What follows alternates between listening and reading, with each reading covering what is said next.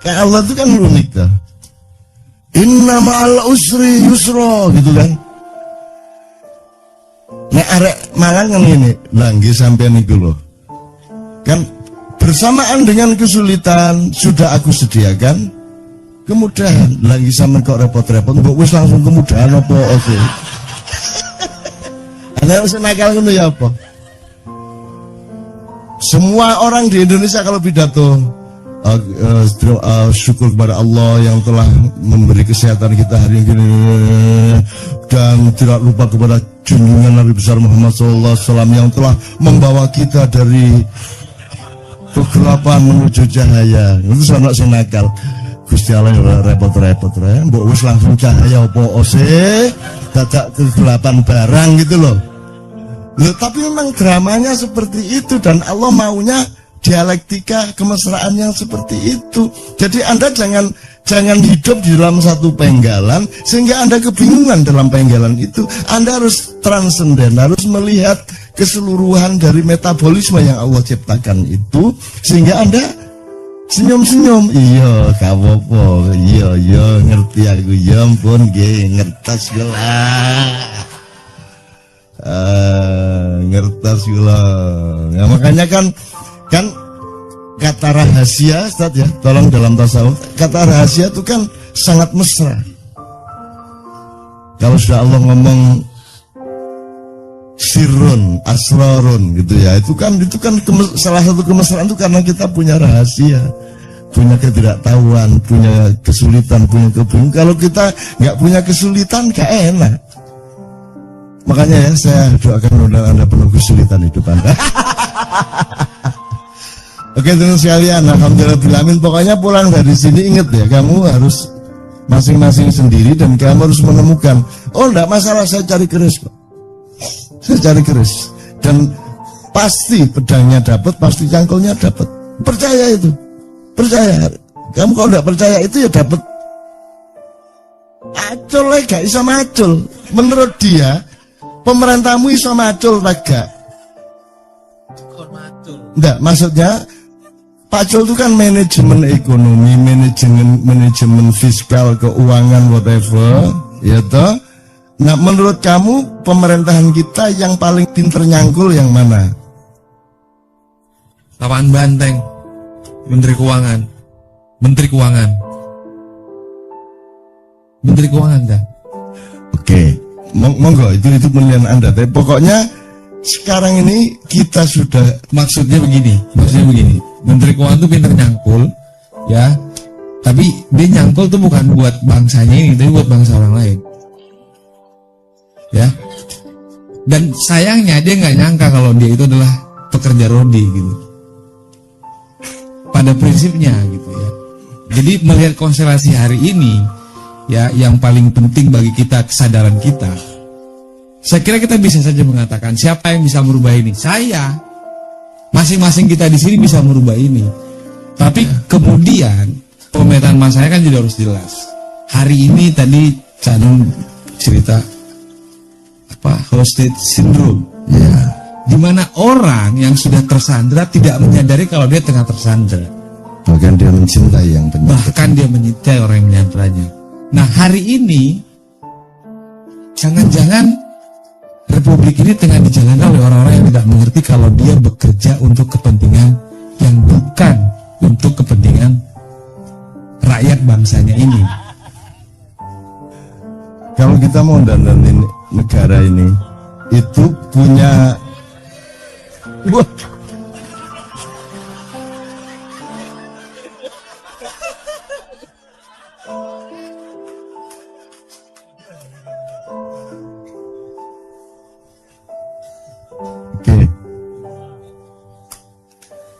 itu ada nggak model yang akan kita tiru atau kita tuju gitu? Ya kalau bicara soal model, mestinya nggak usah jauh-jauh, Cak. Ya. Tetangga kita dekat saja. Misalnya untuk satu contoh gitu ya, Singapura itu yang katanya sudah sangat apa-apa mahal dan seterusnya, sangat mengejutkan. Sekolah dari SD sampai SMA itu negara yang urus. Kalau mau masuk sekolah swasta itu urusanmu. Kalau mau kuliah di perguruan tinggi negeri itu bisa dapat beasiswa 85%. Jika lulus bekerja 3 tahun di pemerintahan, ya. Setelah itu baru boleh bekerja di tempat yang lain. Itu satu. Yang kedua, transportasi umum di sana sudah disediakan. Dan yang paling menarik, rumah pun sudah ada yang disediakan oleh pemerintah untuk disewa oleh masyarakat. Dan rumah itu jangan coba-coba ganggu di luar-luarnya. Mau dicat, mau diapa, dibagusin, Anda kena penjara, masuk penjara. Karena itu melanggar hukum. Yang hanya boleh dibenahi hanya di dalamnya saja. Catlah dalamnya, perbaiki di dalamnya gitu ya. Mereka punya semua bentuk yang kemudian bisa mensejahterakan lah sebagian besar rakyatnya. Singapura itu tidak punya ladang minyak, tapi mereka punya 12 kilang refinery, Cak. Oleh karena itu, semua minyak mentah yang di Indonesia jangan-jangan parkir di sana, lalu jadi BBM, baru diimpor ke sini. Ya.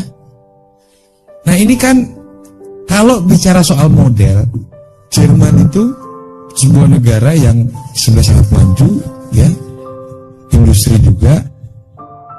Di sana itu orang bicara BBM-nya harga pasar, ya, harga berubah tiap hari. Iya, tapi transportasi umumnya di sana semua gratis kok. Sekolah semua gratis. Bahkan saya perguruan tinggi, berobat, teman saya dapat beasiswa ke sana. Ada asuransinya. Pulang ke Indonesia, dirawat di sini, sampai di sana diganti sama asuransi yang orang ikut pendidikan beasiswa di sana. Artinya modelnya itu ada. Alatnya di mana aja? Jagain APBN kita aja. APBN kita itu kan mengelola. Maksudnya saya disuruh jagain APBN. Jadi gini.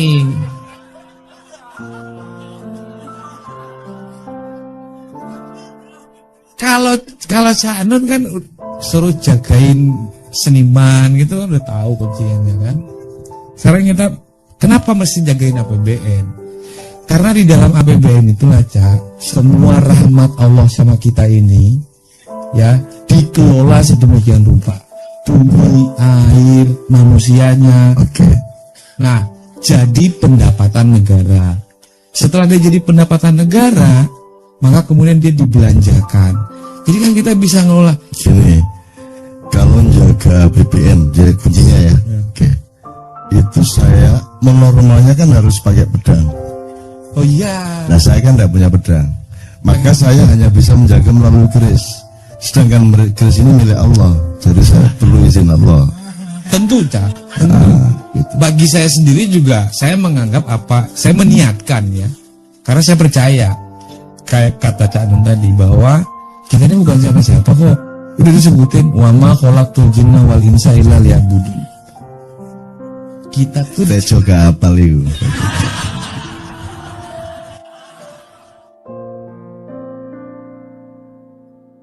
iya, pegangan saya cuma itu, bahwa saya niatkan bahwa karena sudah disebut bahwa tidak kuciptakan jin dan manusia kecuali hanya untuk mengabdi kepadaku semata. Bahwa kita ini abdi loh. Selesai kita bersyahadat, percaya rukun Islam, beriman, gitu. Sip Ardi, gini, ini kan semua teman-teman ini bukan keranjang yang kita masuki bahan-bahan. Mereka ini kan mesin pengolah. Nanti pulang mereka mengolah. Ya. Jadi yang kita kasih ini kan apa? Pancingan-pancingan gitu Mas Ardi.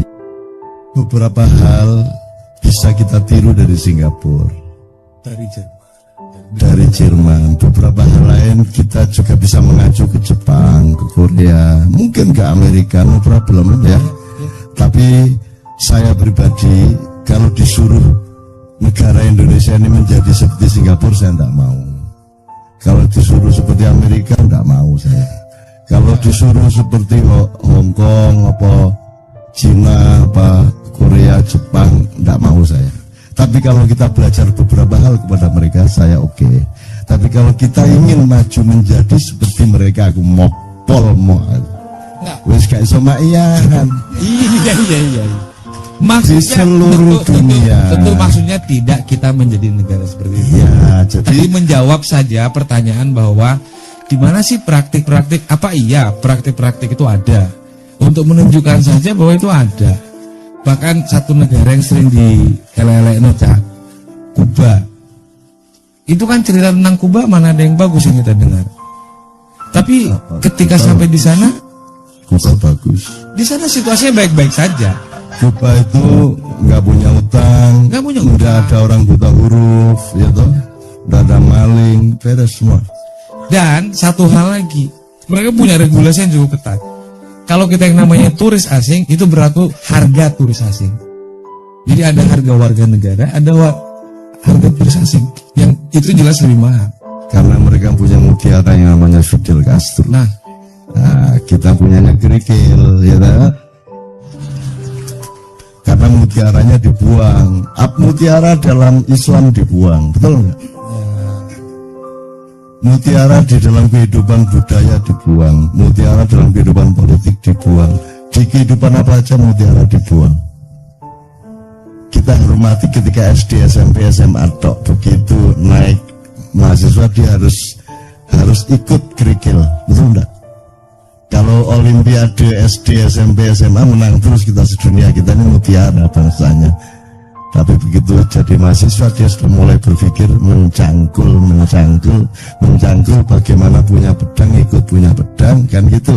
Akhirnya kerisnya hilang dan sekarang sudah memuncak semua itu. Tapi yang sama itu gini loh, Mas Ardi. Di Singapura tidak ada orang punya kesulitan, rumah ada, sekolah beres. Demikian juga di Hong Kong. Sehingga itu juga bukan pilihan saya total, meskipun saya senang itu. Itu membuat mereka tidak tangguh sama sekali sebagai manusia.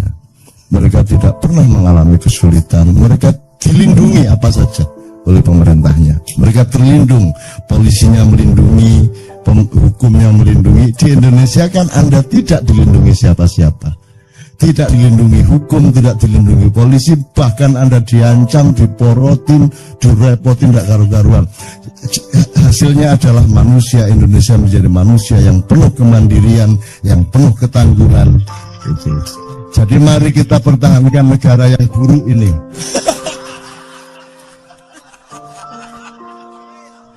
Nah itu dialektika namanya Mas. Hidup itu pilihannya seperti itu, dinamis gitu ya. Jadi saya mencoba menjadi partner Anda, sparring partner Anda untuk menunjukkan sisi yang lain supaya Anda tidak hitam putih. Gitu loh, ya. Satu. Nomor dua. Ya nggak ada dong negara yang seburuk ini saja kebudayaannya dan kehidupan sehari-harinya paling nyaman di seluruh dunia. Nggak ada di seluruh dunia orang bisa kumpul beribu-ribu orang sampai jam 3 pagi, jam 4 pagi, sampai besok malam juga tidak ada masalah toh. Ya toh. Dan saya di daerah-daerah itu nutup jalan besar, jalan Pantura ditutup, udah karu-karuan sampai jam berapapun tidak ada masalah. Terus saya suruh hidup di Singapura. Telung dino aku wis tak obong kabeh sih.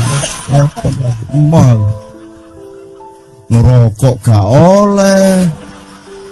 Golek bajigur gak ono, golek sego pecel gak ono, golek konco guyon angel, wong kabeh betutut kabeh. Terus gaya apa urip ngene? Demikian juga di Amerika, di Korea. Makanya nyuwun sewu Ustaz Somad, saya kan selalu diminta mengayomi anak-anak saya di Korea, di Taiwan, Makau, Hong Kong. Saya ke sana syaratnya saya mau rutin ke sana sama Mbak Novia dan Kiai Kanjeng dengan syarat saya bukan ustadz. Syaratnya adalah saya bapakmu, Mbak Novia ibumu, saya datang. Maka kamu tidak boleh bertransaksi kepada saya. Kamu tidak usah repot-repot jemput saya akan datang sendiri, tenang aja, tidak usah nyewain mobil, tempatnya seadanya yang kalian mampu. Itu. Nah, kenapa? Karena saya tidak tega sama orang Hong Kong. Saya tidak tega sama orang Korea. Saya tidak tega sama orang Taiwan. Mereka hidupnya penuh penderitaan. Mereka hidup di buku-buku Doro, ditumpuk-tumpuk.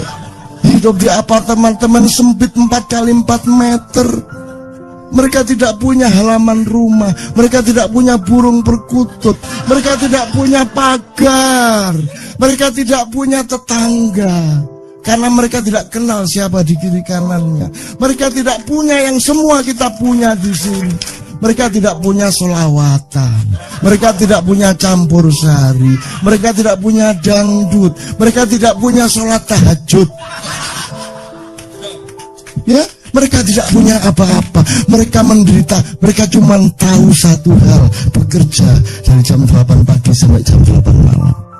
Karena selama bekerja, mereka hanya ingat pekerjaannya dan lupa siapa dirinya. Sehingga mereka tidak cemas selama bekerja. Begitu mereka selesai bekerja, Ardi, mereka baru ingat bahwa dia adalah dirinya.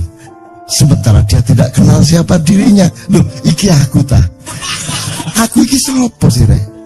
Nah, mereka bertanya. Mereka tidak mengerti surga neraka. Mereka tidak punya lauhil mahfud. Mereka tidak punya Jibril, Mikael, Israfil. Mereka kesepian. Mereka tidak punya Jin Efrit. Mereka tidak punya Kiai Grengsing di Gunung Merapi, Mbak Jumadil Kubro yang mengurusi wedhus gembel. Mereka tidak punya siapa-siapa. Mereka kesepian. Mereka tidak tahu dari mana asalnya dan tidak mengerti akan kemana besok-besok setelah mati. Kasihan mereka. Maka kita kirim TKW ke sana. Itu.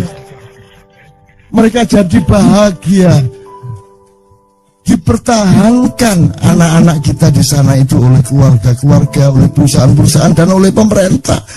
Mereka takut kalau kehilangan kita. Karena dengan kita mereka denger-ngereng sholatullah, salamullah gitu.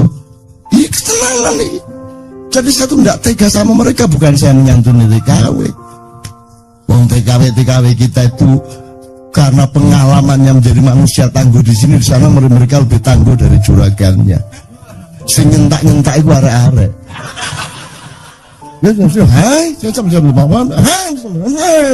Malah buruwe sing nyentak-nyentak jeragane. Itu orang Indonesia. Jadi hidup itu tidak hitam putih. Kadang-kadang kalau engkau di penjara, kata Pak Abdullah tadi, penjara adalah singgasana bagi orang yang mencari kebenaran. Maka sebanyak mungkinlah Anda masuk penjara. Lah kan nggak bisa ngomong gitu kan. Jadi hidup itu tidak kayak gitu. Hidup itu begitu luasnya dan ulang-alik. Minal masjidil haram, minal masjidil aqsa, minal masjidil aqsa, minal masjidil haram, terus ulang-alik. Seneng galau, terus menerus. Kan gitu Mas. Jadi menurut saya setuju sama semua perbaikan yang Anda lakukan. Tapi jangan sampai kita kehilangan kekayaan itu maksud saya. Tidak ada di sini. Nah, kalau kita nanti bikin negara dengan undang-undang yang sangat ketat, terus jam 10 bengi itu guyon gak oleh. Ya kan? Antum di Mesir itu kalau kedengaran Mesir loh, gurung London loh. Kiai Kanjeng jam 9 pagi sudah keluar rumahnya ngerokok bareng guyon kok ditekani polisi. Coba guyon gak oleh itu negara capopo. Goreng gereh gak oleh. Tetangga bau telepon polisi. Ini negara capopo. Makanya kalau ngomong kebudayaan dan manusia dan rakyat itu tidak ada lain kecuali kita.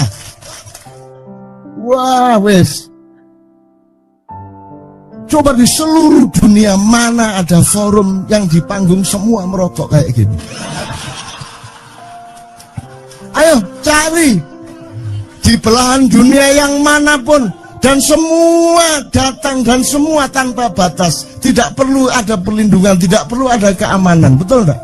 Tidak perlu dijaga siapa-siapa, karena kita adalah orang yang menjaga, bukan orang yang dijaga. Kan begitu. Kita semua adalah orang yang memelihara republik ini, bukan orang yang mengancam republik ini. Gitu loh. Bahkan kita jaga wis kono nyolong sak-akeh sak karepmu. Itu bingung, iki cek bingung iki aku bingung. Oke, teman sekalian ya. Jadi terakhir sekali saya lupa satu terminologi lagi. Jadi kalau yang Anda inginkan itu Toto Tentrem Kertoraharjo, ya, itu Singapura sudah, ya, Amerika sudah, ya, Korea Selatan, Utara pun sudah, Utara pun lumayan, gitu kan, Cina sudah, gitu kan, Amerika pun sudah. Tapi jangan lupa, Hitler dulu juga lebih bagus daripada Kuba. Jangan lupa, Fir'aun itu bertahan 1300 tahun itu dinastinya karena sudah Toto Tentrem Kertoraharjo Gemaripah Loh Jinawi. Kalau cuma itu cita-cita kita, Hitler juga sudah mencapai, Fir'aun juga sudah mencapai. Tapi di dalam prinsip dari Allah, itu semua dirumuskan dengan baldatun thayyibatun, titik. Itu cukup udah merumuskan semuanya tadi. Tapi Allah memberi dimensi berikutnya, itu Warabbul Ghafur. Silakan sejahtera, tapi ada enggak sesuatu yang aku marah? Tapi kalaupun ada, asal engkau tidak besar-besar benar kesalahanmu, aku masih menyiapkan ghafurku untukmu. Aku masih Warabbul Ghafur, aku. Jadi pedoman hidup kita sederhana. Malam sebelum tidur dihitung kembali yang mana yang Rabbun Ghafur, yang mana yang tidak Rabbun Ghafur dari perbuatan saya sehari ini. Cuman itu toh, sederhana sekali. Gitu. Nah, Rabbun Ghafur ini tidak dipenuhi oleh seluruh dunia. Gitu loh. Kalau jadi mending mana sekarang? Kita tidak begitu sejahtera, tapi kita berjuang terus sampai Allah terharu sehingga pasti kita diampuni. Meskipun kita tetap miskin-miskin juga, tapi Allah mengampuni. Kita kaya raya, beres, bareng-bareng maling, makmur, Gemaripah Loh Jinawi, tapi Allah tidak mengampuni. Yang mana yang dipilih? Saya kembali ke idiom lama. Ada dua rumah, yang satu bertengkar terus sehingga ganggu orang se-RT lah. Piring dibanting, kocok disawati, teriak-teriak, orang semua nggak bisa tidur. Karena apa? Karena suaminya selingkuh. Maka mereka bertengkar tiap malam. Rumah sebelahnya tenang, ada musik yang mengalun, tentram. Toto Tentrem Kertoraharjo. Kenapa? Karena suami maupun istri sama-sama selingkuh.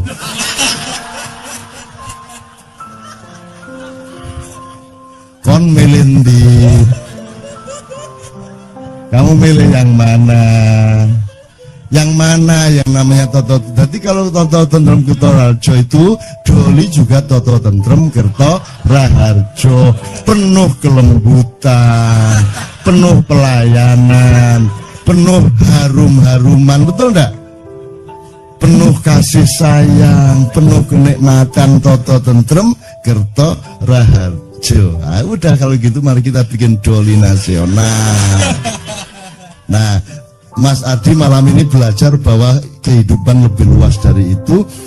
Tapi khususon yang beliau omongkan itu kita dukung sepenuhnya di wilayah itu. Tapi jangan sampai kita kehilangan yang sudah kita punya, kekayaan-kekayaan ini. Karena ini nggak ada di seluruh dunia, Jo. Yang ini guys. Di Malaysia iso nggak pengen ini. Ayo, nggak bisa di Malaysia begini nih. Kalau di Indonesia pemerintahnya tidak masalah, kenapa? Karena nggak tahu. Ono apa gak eruh ya apa katanya? Jadi tidak masalah, makanya di sini sangat longgar untuk manusia, sangat longgar untuk kebudayaan, sangat longgar untuk silaturahmi, betul enggak? Begitu Anda ke luar negeri, dimanapun kelonggaran itu hilang. Makanya bunuh diri sangat besar di Korea, segala macam. Di Makau itu tak lihat, aduh mesake wong-wong itu. Nek orang Indonesia iki ketoke mek gak sekolah tapi mripate plolak-plolok. Gini-gini, orang sana kan tertib, orang yang dilindungi sejak kecil, orang yang beres semua masalahnya, sehingga mereka tidak punya geni, tidak punya api dari matanya. Kita kan berapi-api. Jadi iki wis suwe kok gak ono gelut iki rek. Golek perkara ndek mall. Apa lho? Wah, akhirnya pokoknya di seluruh dunia tidak ada orang tawur tanpa sebab, kecuali anak-anak muda Indonesia. Udah, itu di mana aja. Jadi tawur sebagai syariat. Gak enak gak tawur ini. Lo temenan ibu, saya bisa cerita detail soal ini ya, di Malaysia, di Hong Kong, di Korea, saya bisa cerita detail mengenai tawur dan bagaimana cara mengatasinya, siapa tokoh-tokohnya, yang jagoan siapa, yang cuman rame-rame siapa, saya bisa cerita detail. Tapi ini bukan saatnya. Yang penting tolong kita jangan kehilangan ini.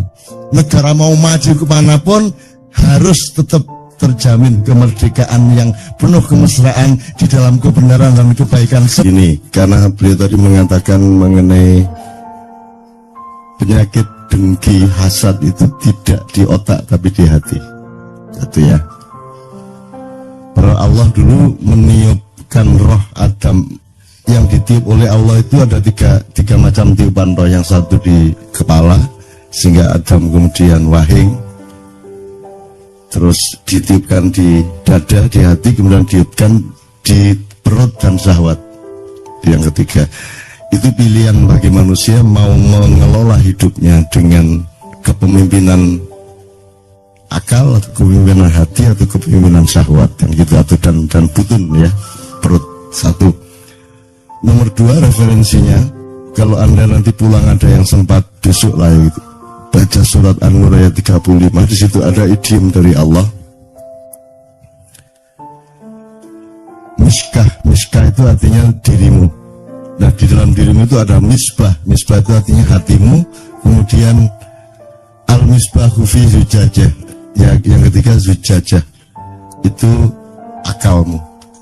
Nanti ada pencapaian yakadu zaituha yudhi'u walau labtam sasunar. Nanti kalau sudah ada dialektika yang benar, manajemen yang benar antara dada dengan kepala, antara hati dengan akal, kalau Sunan Kalijogo antara menyambung kembali dengan kayu jati, kepalanya orang-orang dengan dada, dengan tubuhnya orang-orang. Itu sebenarnya lambang dari kalau kamu ingin menemukan kesejatian hidup, maka sambunglah akalmu dengan manajemen yang baik dengan hatimu. Nah, dalam surat An-Nur 35 itu ditunjukkan oleh Allah bahwa kepemimpinan manusia ada pada hatinya dan ada pada akalnya, dan bahaya manusia itu terletak di potensi hatinya. Ini agak terbalik dengan romantisme mainstream kita sekarang yang sangat mendewakan kolbu gitu ya. Dan pada kolbu ini di situ sumber segala mara bahaya juga. Karena dia lebih dekat ke syahwat dibanding akal. Kalau akal itu dilepas di atas sehingga dia jauh dari syahwat. Karena hatimu itu tidak ada batasnya, dia tidak mengerti regulasi. Hatimu itu ingin apa saja tanpa batas. Kamu disuruh dikasih gaji berapapun, dinaikkan berapapun, hatimu pasti mau. Tapi pikiranmu mengontrolnya. Jadi al-misbahu fi zujajah itu artinya hatimu itu dihelmi, dikurung atau dibatasi oleh akalmu. Kalau kamu nurutin hatimu, ingin ini, ingin itu, ingin baik, kayak apapun kamu akan hancur kalau tidak dengan manajemen dari akal. Jadi sebenarnya dulu lebih bagus kalau manajemen kolbu oleh akal atau dengan akal. Kalau kalbu tidak bisa memanage dirinya sendiri, maka Allah kasih akal. Maka manusia itu ciri utamanya adalah diberi akal oleh Allah. Itu kalau Anda lihat bolam ini, itu bolamnya ini kaca yang menyerubungi cahaya itu, yang menyerubungi kabel yang pijar itu namanya akal. Nah, dalam hidup manusia jangan sampai arus cahaya di kabel positif negatif yang ketemu itu melelehkan kacanya. Jadi akal yang mengatur arusnya berapa, wattnya berapa, sehingga tabungnya itu juga menjadi maslahat kedua-duanya, tabung maupun pijarnya. Nah, banyak manusia yang disebut hasad karena di dalamnya penuh arus hasad, maka kacanya pecah, kacanya meleleh, zujajahnya meleleh. Dan itulah yang terjadi di Indonesia. Kalau Anda membaca konstelasi apapun saja itu semua versi kedengkian A atau versi kedengkian B sesungguhnya. Tapi saya tidak bisa ngomong panjang, tapi kuncinya seperti itu, coba Anda teliti kembali.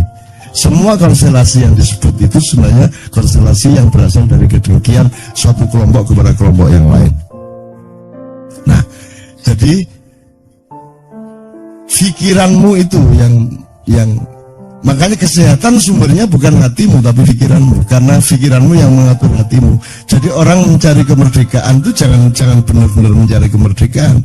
Kemerdekaan itu jalan untuk menemukan batasan. Jadi yang kita tuju itu batasan. Kalau kamu tidak mengerti batasmu, kamu kerikil ditaruh di kaca mutiara mau kamu karena kamu tidak mengerti batasmu. Kan begitu. Kalau manusia menemukan batasnya, maka dia sejati dan dia suci dan dia selamat. Itu kira-kira Jawa ya, tapi intinya seperti itu. Tolong baca surat An-Nur. Nanti Anda akan punya pencapaian yakatu zaitu hayudi walau tamsa sunar. Pikiran dan hatimu dengan manajemen yang baik, nanti akhirnya kamu itu tidak usah dikasih dorongan apapun, tidak perlu motivasi, itu kamu menyala. Yudhi'u walau lam tamsa sunar. Kamu itu bisa menyala. Nah, sekarang ini adalah zaman di mana orang tidak bisa menyala, sehingga yang populer sekarang, yang sangat laku sekarang adalah bisnis motivasi.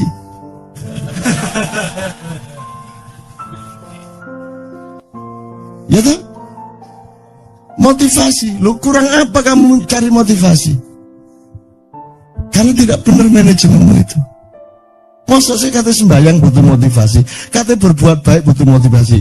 Saya sambung sama Asmaul Husna sedikit ya. Saya tanya Mas, kalau ndak ada Quran, ndak ada Islam, Anda tempeleng istri apa tidak? Anda bunuh orang ndak? Anda nyuri ndak? Apa untuk tidak mencuri nunggu Quran dulu? Jadi sesungguhnya Al-Quran itu intinya, energinya dan aspirasinya sudah ada di dalam dirimu. Seandainya tidak ada Islam pun kamu tidak akan berbuat jahat kalau kamu benar-benar manusia sejati, kan begitu. Nah, ini sudah dikasih Quran, sudah dikasih Asmaul Husna. Kamu tidak kagum lagi sama Asmaul Husna.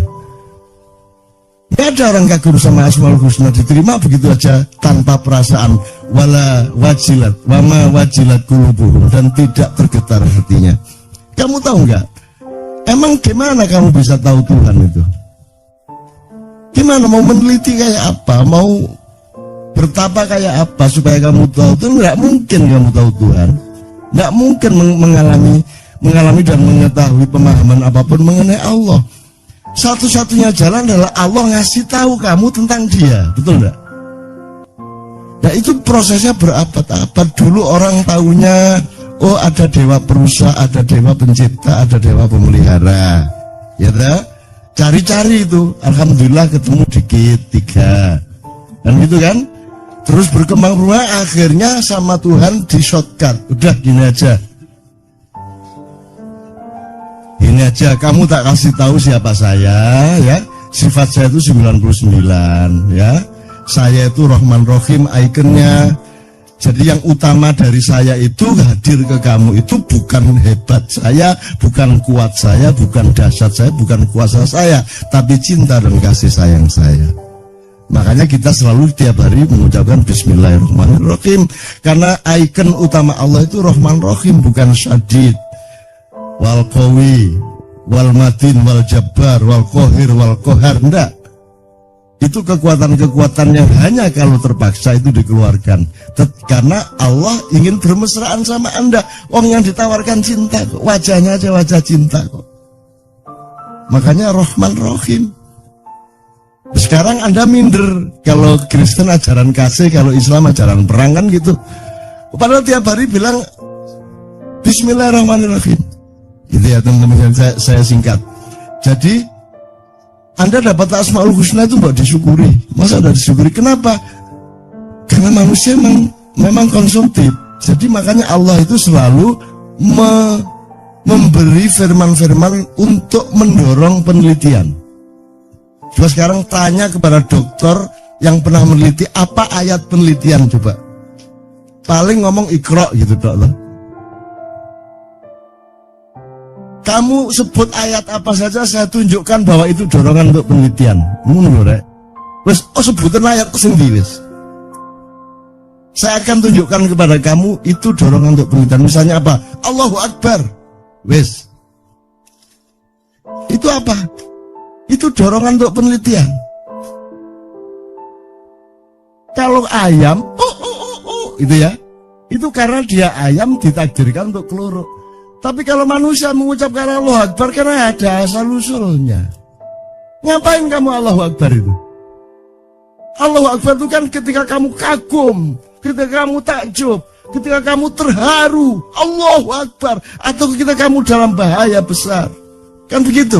Jadi harus ada pengalaman empiris sedemikian rupa yang menyangkut getaran hatimu dan terguncangnya jiwamu, baru kamu ucapkan Allahu Akbar.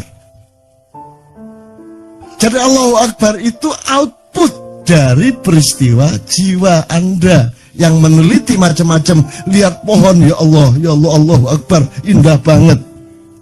Karena Anda meneliti pohon, melihat cacing, melihat apa-apa. Jadi itu semua harus penelitian dulu baru Allahu Akbar. Apalagi kalimatnya gini, Rabbana ma khalaqta hadza batila. Ya Allah, wahai Tuhan kami, tidak ada yang sia-sia Engkau ciptakan. Tuhan yang ngasih kalimat seperti itu. Kalimatnya kalau Anda ngerti retorika, kan mestinya Tuhan ngomong gini, sesungguhnya tidak ada yang sia-sia yang Aku ciptakan.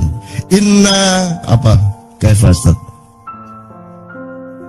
Seharusnya kalimatnya Tuhan tuh enggak Rabbana ma khalaqta hadza batila, tapi kalimatnya Allah, wa ma khalaqtu kulla syai'in batilan.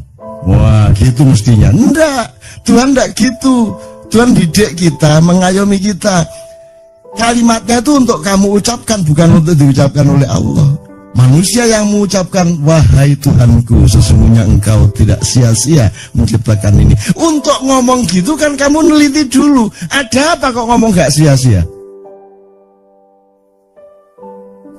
Iya bojo ketok pesek tapi ya Allah, Rabbana ma khalaqta hadza batila. Ketok rada merongos, ketok rada ngene tapi ngabektine poli. Rabbana ma khalaqta gitu loh. Anda mengalami sesuatu karena penelitian dan penghayatan Anda, baru Anda ucapkan Rabbana ma khalaqta hadza batila. Kalau enggak, ngapain tiba-tiba ngomong itu? Hari raya itu Allahu Akbar, Allahu Akbar. Itu malaikat tolak-toleh. Ono apa arek kok ngomong Allahu Akbar? Lu karena hari raya dulu. Lu kalau ngomong Allahu Akbar karena hari raya sama dengan ayam itu berkokok karena dia ayam. Selama Ramadan dia menghayati sesuatu, banyak hal yang dia alami karena puasanya, karena itikafnya, karena tahajudnya, betul enggak? Karena tarawihnya, maka akhirnya dia bertumpuk-tumpuk ketakjubannya dia kepada Allah, sehingga begitu tiba hari raya dia sudah tidak tahan lagi untuk mengucapkan Allahu Akbar. Ngono loh, iki kan apa-apa ngomong Allahu Akbar, malaikat tolak-toleh. Lan apa niku arek niku? Ambu aku ya wis putus asa gendeng kabeh arek iki. Gitu ya teman-teman sekalian ya. Jelas ya. Maka bersyukur Asmaul Husna lewat gitu saja. Padahal semua yang paling dasar ketakjuban. Apa yang melebihi ketakjuban? Lah Anda tidak takjub sama apa-apa. Bagaimana kalau manusia tanpa ketakjuban? Itu sudah bukan manusia karena alat-alat utamanya tidak dipakai. Itu kemudian terakhir satu sebelum Mas Tejo ya, Mas Tejo setelah itu monggo, karena Mas Tejo akan mengelaborasi itu dengan pengalaman kebudayaan dan kebatinannya.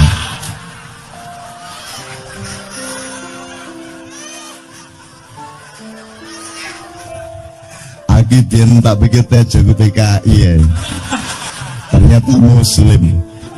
Jadi kaget aku, umroh Tejo umroh. Kaget aku. Jadi sampai Allah sendiri bersyukur ya. Alhamdulillah. Udah, kalau Gusti Allah bersyukur. Loh, MH gimana kok ngomong Allah bersyukur? Loh, Allah itu asyakur. Allah itu maha bersyukur. Jangan lupa, dia menyebut dirinya dan menunjukkan kepadamu bahwa dia itu maha bersyukur.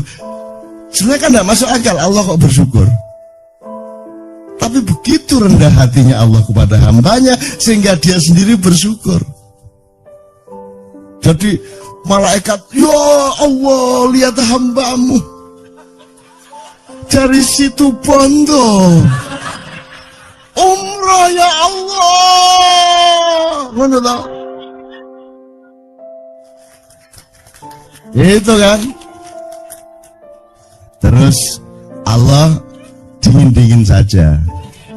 Bril, kamu ndak baca Lauhul Mahfuz itu apa? Kenapa? Oh, sudah saya tulis. Tahun sekian, tanggal sekian umroh, nginap di rumahnya Syekh Nur Somad sama Mbak Fatin. Terus saya tulis, kamu udah hafal sih gitu. Sudah saya sendiri yang memberi hidayah kepada dia. Mana mungkin Tejo ingat saya kalau saya tidak mengingatkan dia tentang saya, kan gitu kan. Itu dialog antara Allah sama Jibril pada waktu itu, karanganku dewe. Loh ya kan, untuk kebaikan dan kemesraan kan boleh mereka-reka drama-drama seperti itu ya. Tapi tidak kok terus jadi nas. Menurut Cak Nun lah, kamu yang goblok. Jangan hidup menurut Cak Nun. Hidup sekali kok menurut Cak Nun. Menurut ulama, menurut Syekh ini, menurut Maulana ini, menurut Ibnu Arabi, menurut Ibnu Taimiyah, menurut gak kabeh. Hidup itu menurut Allah, menurut Rasulullah, titik. Ngono. Kok menurut Cak Nun? Salahmu dewe. Ojo hidup menurut Cak Nun ke aku diseret-seret karo pengadilan Gusti Allah. Iki jarene nglakoni ngene mergo awakmu ngono. Lah salahe dheke wong kula mek ngomong kok ngono kok. Ya saja, bener gak? Itu tauhid. Makanya Anda itu jangan sibuk ngomong iman. Harus sudah selesai soal iman itu. Gitu loh. Wah, ini iman kita harus loh. Setok. Kamu itu kalau sudah bertauhid, itu sudah nggak punya jarak iman lagi. Gitu loh. Sudah otomatis itu. Sama istri dia cinta titik, wes. Kalau diucapkan lagi itu untuk alat kemesraan saja, tidak untuk membuktikan, betul nggak? Kamu sama suami bilang I love you, ku kan orang mergo kon ingin buktikan, tapi untuk alat kemesraan. Membuktikannya kan sebelum nikah, kan gitu. Ini sama Allah juga gitu, jangan sibuk juga, wah ini iman. Pengajian meningkatkan iman dan takwa, biar gak meningkat-ningkat. Menek melorot meneh. Iman itu sebenarnya tidak ada masalah. Udah nggak pernah inget kita iman itu, gitu loh. Kalau teh sudah manis itu sudah nggak ingat gula, gitu loh, Rek.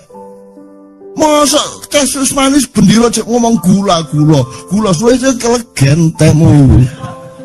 Itu ya teman sekalian ya. Jadi tolong, Allah itu nolong kita sedemikian rupa dengan kemurahan-kemurahan karena kita tidak mungkin mencapainya. Tak kayak cerita sedikit mengenai anak saya yang kecil. Jadi dia kan, anak saya kecil rampak itu kan nggak mau sekolah. Akhirnya kita rayu berbulan-bulan, akhirnya dia mau masuk TK. Malam itu sebelum dia sudah dirayu ibunya sedemikian rupa, akhirnya dia PKU mau gitu ya. Terus malam kita makan nasi goreng di mana gitu, terus saya tanya bagaimana Rampak besok sekolah, terus dia jawab ya sudahlah gue ini TK gue sebelum masuk ya sudahlah ya gue itu kikian ini bocah kok jawabannya itu seperti jawaban orang umur berapa gitu kan, ya sudahlah gue. Paginya begitu dia mau berangkat, dia nemuin saya dulu, aku mau sekolah tapi saya tanya satu, ya apa? Kenapa sih kan sudah ada ayah dan ibu kok masih harus ada guru? Ya kan guru kan asistennya ayah ibu, karena ayah ibu kan waktunya tidak banyak, maka bikin asisten. Oh gitu ya, untuk bantuin ayah. Oke, terus dia berangkat sekolah. Pulang sekolah langsung menemui saya, ya aku mau tanya ya apa? Agama itu penting bro? Mbok. Bikinnya aku Ustaz langsung tak upload gitu kan. Ngomongnya dengan emosi dan nyenyak itu loh, bahasa Jogja. Ya agama penting bro. Wah, aku terpaksa menjawab dengan spontan gini loh. Kita itu kan sebisa mungkin tahu mengenai hidup kita. Sekarang gimana, kemarin gimana, besok gimana, ada apa saja. Itu kita cari tahu, tiap hari kita cari tahu. Tapi ada banyak hal yang kita tidak mungkin tahu. Mustahil kita tahu. Misalnya Tuhan itu gimana, alam semesta itu gimana, sebenarnya kita nggak tahu. Nah, satu-satunya jalan Tuhan ngasih tahu kita, Rampak. Terus kita dikasih tahu. Nah, pemberitahuan Tuhan kepada kita itu namanya Al-Quran. Al-Quran itulah yang dipakai untuk pedoman orang beragama. Maka agama itu penting karena dia ada Qurannya. Karena kita jadi tahu macam-macam yang kita tidak mungkin tahu gitu. Terus, oh ya udah, dia bilang gitu. Saya pikir agama itu mata pelajaran. Dia ngomong gitu. Ya, nah, jadi informasi ya Mas ya. Saya tanya. Anda ngerti situasi Prancis hari ini? Nggak, artinya tahu ya? Tahu ya? Yang Anda tahu itu kejadiannya apa beritanya? Beritanya. Oke. Sekarang saya ingin Anda menanyai diri Anda masing-masing. Segala sesuatu yang Anda ketahui ainul yakin dan Anda alami secara otentik dibanding yang Anda ketahui melalui kata, berita, informasi, itu berapa persen kali berapa persen? Banyakan berita 90-10, 80-20,